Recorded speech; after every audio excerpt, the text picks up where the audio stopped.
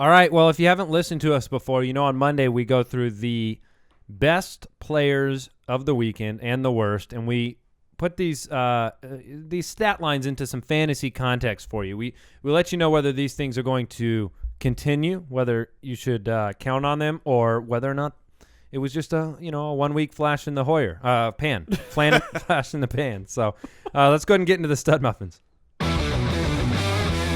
This week's fantasy stud muffins. I think Razorburn would be a great name for a band. Razorburn. Yeah, I'd be in that band. You want to start that? Yeah, only if the .com is available though, because that's how I live my life. That's how you live your life. Yeah. It's a good idea if that means you thought of it first. There's probably some band out there called Razorburn right now. Maybe. Yeah, there is. I wonder. I love them. Yeah. All right, Matt Stafford. I love them. Jason talked about this. Everybody doubted it. Jason said it first. He gets the credit. Matt Stafford, he's played very, very difficult pass defenses for the first 5 weeks of the season. I did tell a lot of people, do not bail on Calvin Johnson. Do not bail on Matt Stafford is what Jason said. And he came out, and boy, was it a messy game.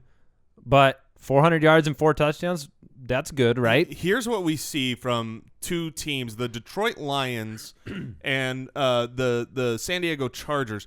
When you do not have a running back that can run the ball, you have to throw it every time, and that's really good for quarterbacks' productions. Even if you take away the Golden Tate ridiculous touchdown, which I'm happy about because he was my start of the week. So, yay, saw that coming. If you take that away, he still had 3 other touchdowns. He put up a ton of yardage. So, he's a guy that you shouldn't have bailed on, or you should have picked up off of the waivers this last week. He's got a good stretch of matchups coming up, but he is truly a matchup-dependent guy. Streamer. He is a streamer. He's a streamer now. Do not get in love with the name just because, he's back. If he's got a good matchup, absolutely roll him. If he's got a bad matchup, roll someone else. Maybe maybe that touchdown call was one of those Buffalo Wild Wings things where they pull the levers and they wanted the game to go to overtime so you can get some more food, isn't that? All right, Phillip Rivers had a monster game statistically. Yeah. He was 500 yards. He broke the record for San Diego. He broke a lot of records. I think most pass 2 touchdowns, attempts. 60-something attempts. Yeah. 63, 64. No interceptions. If he could have just connected on that last touchdown. Wood had the play before. Yes, he did. When he forced it to Gates. The second time it was a major force, and he might as well have been picked. If they had completed that and got in the end zone and went to overtime, he could have broken just the full-on NFL record for yardage. He was on fire. Green Bay could not stop the pass. And like I said, they had stopped the run completely, not just because they were down, but Melvin Gordon fumbled 2 times. Got the bench. Got the bench. Yeah. I think that puts his touchdown. Brandon Oliver was out there. I think his touchdown to fumble ratio now is 22 fumbles to 0 touchdowns. Well, speaking of fumbles, that's the exact same thing that they couldn't be more similar situations. Amir Abdullah, a rookie, fumbled again, fell on the ball. They claimed that he was off the field due to a stinger.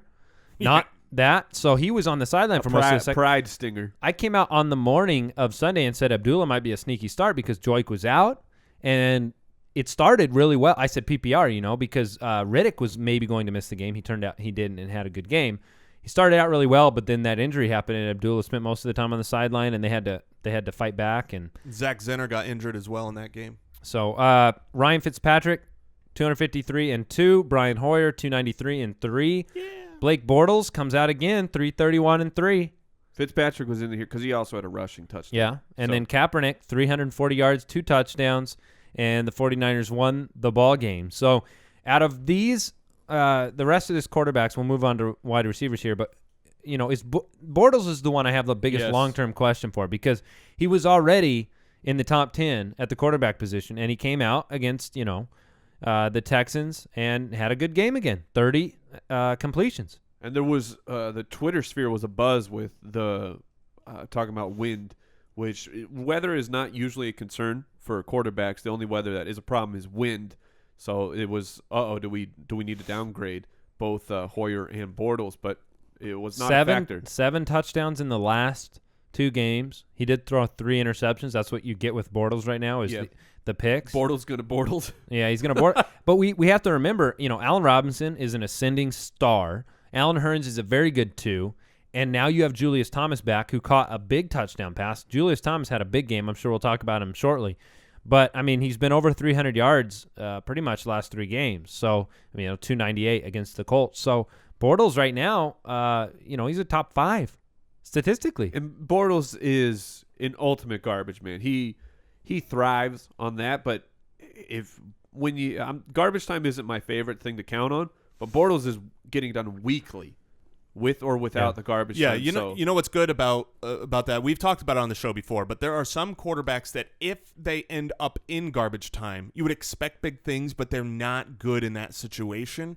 Bortles is one of those Matt guys. Ryan. Matt Ryan is the worst garbage time guy. Yeah, he really is. And Bortles is nice because obviously if he's throwing well and they get a lead, well, it's because he was throwing well, and if they're down, he's got to throw a lot. So yeah, and really, Andy, you brought it up. It's the weapons. You look at Andy Dalton. He has so many weapons now to throw to, and you look at Bortles, and you go, oh, man, Allen Hurns is for real. Allen Robinson is for real. Julius Thomas. He's got weapons who can do things after they catch the ball that's going to help get in the end zone. And Dalton did it again. 3 touchdowns. Red Rocket, he's a man. Wow. I thought you were going to go with Red Rocket. Yum. That's better. All right, wide receivers.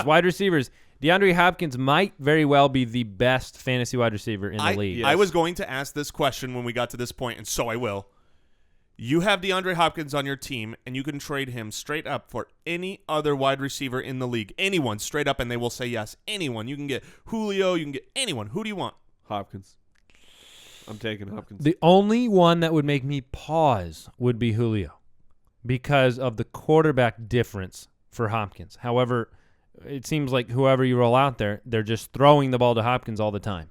Yeah. And so in that regard, I think it's super close. I'd probably stick with Hopkins for the health and the quarterback. For the health, the reason that I would. The target numbers are astronomical. And not only just the targets, because we had a Cardinal, who had Rob Moore broke the record, exactly. 98, and he was a pretty good wide receiver, but he wasn't that great. He caught like 50% of his catches that year. Targets. Targets, yes. He caught 50% of his catches. Amazing. No, that's allowed in the NFL now. Some catches aren't catches. That's true. Right? Golden Tate's doing that very well. But does anybody have a better track record with horrific calls than Golden Tate? All going in his favor? Yeah. Golden Tate's got his whole career stat line. His money is dependent on those. But DeAndre Hopkins' talent with that targets, you mix those things together, and he is the number one guy that I would Did you want. see his helmet catch? Yes. What? Oh, when he went full Tyree? Yes, Yeah. Tyree. Yes, yeah. It was Andrew Siciliano. It's interesting when I like the verb usage of he David Tyree'd the ball. I like it. I like it when the best option in the middle of a catch, a receiver decides just to pin it to his helmet. Like, this is what I need to do right now. Pretty incredible catch. All right, let me give you some other guys that really stepped up. Let me start with Alshon Jeffery. Alshon Jeffery, we've been waiting, and I waited so long that I traded him to Jason. And then he had 8 for 147 and 1. Jason's extremely excited. He won in our league of record this week with Alshon Jeffery. He beat Mike, the fantasy hitman, right? And so he had a huge game. Obviously, barring setbacks with the hamstring in practice, he is locked in as a 1. Absolutely. So if you waited on him, congrats. If you bought him cheap, congrats. It was now are they on bye? Yes. Okay. So not a wide receiver 1 this week. Yeah. So Martavis Bryant, 6 for 137 and 2. Back. What do you? Oh, I was thinking you could What? hit the Martavis Bryant saying hi. No. Letting them know you're listening to the that doesn't make football. any sense. That's an intro. Fair enough. All right. Calvin Johnson, 6 for 166 and 1. You're glossing over Bryant. No, I'm not. I'm you're pointing coming out back? some of the stats, and you Okay. guys kind of talk about these guys. Well, let's stay with those two for now. So Calvin, big bounce back, overtime helped, caught a big bomb in overtime. He also caught a touchdown that we thought was going to win the game at the end of the game that didn't. Calvin, is this what you wanted to see in terms of like, okay, now he's going to be a 1 the rest of the season? It's possible. What was severely missing was those shots of Stafford just saying whatever. I don't care. It's a 40-yard in the air. I'm just going to wing it up to Calvin Johnson. And he did it multiple times in that game when we had not seen it basically the entire season. Yeah, I agree. I wish there were more shots, just normal. I wish he had more targets than he had, but he still had a fine game. And it was a little frustrating. He had, I think, 3 catches early, and then there was a period of time where he just wasn't targeted and wasn't used, and it was like, oh, no, are they going to do this? But he did bounce back, and I expect him to keep up a really solid pace from here on If they out. can figure any type of running game out, then you can play action pass, and then you can take those deep shots. I think you're not going to see them consistently without that. Martavis Bryant had a humongous game. Both of his touchdowns came from Landry Jones, including the second one, which was basically a 10-yard pass that he took. But that's what he does. He's got top speed that is almost unmatchable in football. So Martavis, humongous game, Big Ben coming back. What is it going to be? Because I still wonder if you're going to see the hit-and-miss games due to the fact that there are other weapons there. But I think he's going to be a locked and loaded wide receiver too, where his bad games are going to be all right because Big Ben will be back soon, and he's going to take over all of the role that Darius Haywood-Bay has been doing all right with.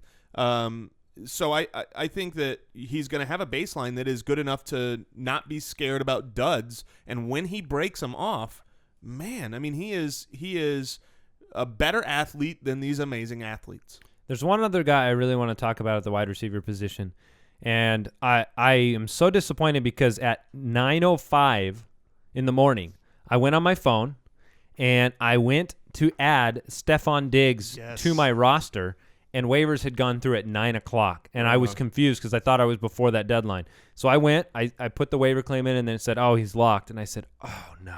We watched him last week, the week before this week. Were we at Buffalo Wild Wings? Yeah, it was 2 weeks ago. Oh, yeah. Because they had to buy. And it was just amazing because there was play after play, and we kept looking up going, who is Diggs? Remind me, because, wow, was he impressive. And now 7 for 129 this week. He's a rookie. Was given the starting job on Sunday morning and went out and performed to this level. So I think he's going to be at the top of my waiver wire priority list in terms of the wide receivers. So you don't want Lance Moore? I think Lance Moore. No, I don't want Lance Moore. Lance Moore had a good game, but I mean, he always does this. He has like 1 or 2 good games for whatever team he's on. Marvin Jones? Yeah, Marvin Jones is. Would you take him over Stephon Diggs? Yeah. Okay. Yep. Yeah, Marvin Jones had a monster game, 9 for 95 and a touchdown. He probably won't be on our waiver show because I think he's owned in over half of leagues. But if you're in a league where he's not owned, Marvin Jones needs to be a guy that you own for sure. All right, let's go talk about some running backs. These first 2 guys, are they the number 1 and number 2 running back in fantasy? Devontae Freeman, Chris Ivory. Statistically, yes. You were talking about weekly or season? I'm talking about rest of season. Freeman, yes. Ivory, no. Okay, so why not Ivory? He's had 2 straight games of 140-plus yards and touchdowns. He was already number 3 in points per game. Just number 2. Why wouldn't he keep it up? I'm just asking for fantasy owners. I like him as a 1. I might even say as a top 5 option moving forward. But to me, Le'Veon Bell is still the number 2. Okay, so who would you take over Ivory? Le'Veon Bell. I know that. Who else would you take over Ivory? I think I would still take Peterson over him. Okay. There's not many guys. I mean, Foster. I'd probably still take Foster over him. There's just a couple guys. I love Ivory, and I think. What about Forte? That's where I see the Forte or Ivory. Ivory had 3 catches in this game too for 50 yards. Now, part of that had to do with Bilal Powell not being in on 3rd down. My issue with Ivory, I said this before. Ivory, if he's playing, he is a must start. He is matchup proof, and I think he is fantastic. The whole worry with him before the season is just he's got an injury prone label, and he missed a game during the year already. So you do worry a little bit about him getting banged up the way they're just running him into the ground. Like Lamar Miller, I don't know if he's on. Oh, he is on this list. He's back. He still couldn't get 20 carries despite being on a great pace, but that's because they pulled him when the game was completely out of reach after 19 carries for 113 yards and a touchdown. But that's something you're not seeing the Jets do, which is great for fantasy. They're going to let Chris Ivory, even if they're up by 50 points, they're just going to keep giving him the rock. Well, that game got closer, too. Yeah, it did. There was a special teams touchdown for Washington. 7.3 a carry. against Washington's defensive front. 5.7 a carry last time he played in Miami. He had the bye week. Seems healthy. Really looks the part on the field. And so that's why I brought him up as a, he's still a guy. These are the type of players that if you think they're a top 5 running back, you can go buy them at a less than top 5 price. Absolutely. Because of their performance. The turnover on top running backs happens every single year. A different guy ends up at the top of this list a lot of the times. You have a few of the same characters and some that aren't. And so if Ivory's going to be one of those guys, I want our listeners to know to go buy him on the cheap. The only concern for me with Ivory, and this is, I cautiously say this, I'm not saying sell Ivory or anything like that. You hold on to Ivory. Ryan Fitzpatrick has been very solid, and that helps the offense completely where a team can't just key in on the running game. Now he has Brandon Marshall, so that helps. But Ryan Fitzpatrick is notorious for as soon as the winter hits, his play goes south. And he's up, he did that time after time in Buffalo where it gets very cold. He's in New York. It gets very cold. So that's my that would be a caution flag for me on Ivory. You want to know who they play next week? Who's that? In Foxborough. Ooh. The Jets and the Patriots, and what I think will be an outstanding game. It'll be very interesting to see what happens. Revis, gets the face off against the Patriots. The Jets said they were licking their chops for that matchup. They're looking forward to it, and that's going to be a great game. What was my upset pick of the week? Do you guys remember? I'm trying to remember. I can't remember. It was Carolina. Oh, was it? Yeah. That's right. Yep. Boom! Oh, as Cardinal fans, that was delightful. And for all you Seahawks fans that keep mocking us on sorry, on not Twitter, sorry. Sorry, not sorry. Yeah, that's exactly right. So, all right, James Starks obviously had a big game, 10 for 112 and 1. So what? James Starks or Ryan Matthews rest of the season? James Starks or Ryan Matthews? That's a great question. Can I watch the game tonight first? Yeah, sure. But you have to answer now. It's probably still Ryan Matthews, but I mean, I was messaging you guys because I have James. I've been hoarding James Starks. Yep. And I'm like, apparently I have the Green Bay running back. Apparently, I don't know. It's if that situation works into a timeshare at all for James Starks with Eddie Lacy, then Starks is a fantastic option, fantastic flex option. Jonathan Stewart was 20 Jonathan for 78 Stewart. and 2. He got a touchdown. Not just one. What? Not just one. He, I had heard before the game, he was the third longest streak of carries without a touchdown in the league. He had 125 carries without a touchdown. Took care of that against Seattle. We said on the show he might do well because Wagner was not in the game, and Stewart definitely played well. There. Oh my goodness, I heard some Cam Newton MVP discussion this morning. It's worthy talk. Yeah. I mean, Carolina, they're led by their defense. I just have to look at Mike when I say stuff like that because of all the Cam Newton doubt that floated through his bloodstream all offseason. Yeah, I mean, he is clearly, if they had a different quarterback in there, if they had a pocket passing, decent quarterback, they would not be able to hang with these teams. But the way that they match his running style and make the offense a running team to match their defense, it just works for a really difficult team to get out really ahead of, and their defense keeps them in games. So, all right, tight ends. Greg Olsen had another big week, 7 for 131 and 1 against, this is his second straight tight end that torched the Seattle Seahawks. Yeah, I talked about this. So, I said this Seattle is a sneaky tight end play against Yeah, you them. did. And, it was Eifert last week, is Olsen this week. Ben Watson on Thursday night had the big 10 for 127 and 1. I actually think he should be signed in leagues. We'll talk about this on the waiver show because I think there is a building rapport between them. It doesn't mean he's going to do this every week, for goodness sakes. But when you do that, come on, that's what people want. he was pretty reliable, made some tough catches. Gary Barnidge, Maximum. We need to name Barnidge. Nothing I've seen is jumping out as what I want to do. I mean, people want to go with the Barnidge Carnage combo, but I just I'm not. It's not there yet. It's not. I don't know what to call him yet. See, in my head, I like Maximum Barnidge, but that's that's the best thing I've heard. Because I'm a Spider-Man dork, and Maximum Carnage was one of my favorite video games when I was growing up. Me Maximum Barnidge took place on Sunday. Two more touchdowns. That was more like minimum Barnidge. Hey, but that's the tight end position. He's not a yardage guy. He's got to score, and he scored 2 more. So, speaking of yardage, Jimmy Graham, 8 for 140. Yeah. He's back for this week. He's had an okay season, guys. Yeah. I told you. He's going to have an okay season. I said he'd be all right because of his amount of routes run. That's not changing in Seattle. They obviously went to him more, but these were downfield throws. If you watch the highlights of every catch he made, 3 or 4 of them were downfield, seam, outside, broken play. He's starting to look at him a little bit more. This was the first week that he had received a pass of over 20 yards in the air, and that's what he needs. He needs those distance passes, not just trying to get it to him early. And then he's a great route runner, and he can run that 9 or a great post. So Julius Thomas and Delanie Walker. Julius Thomas was 7 for 78 and a touchdown. Delanie Walker was 8 for 97. Are these guys both start-worthy tight ends? They are, to me.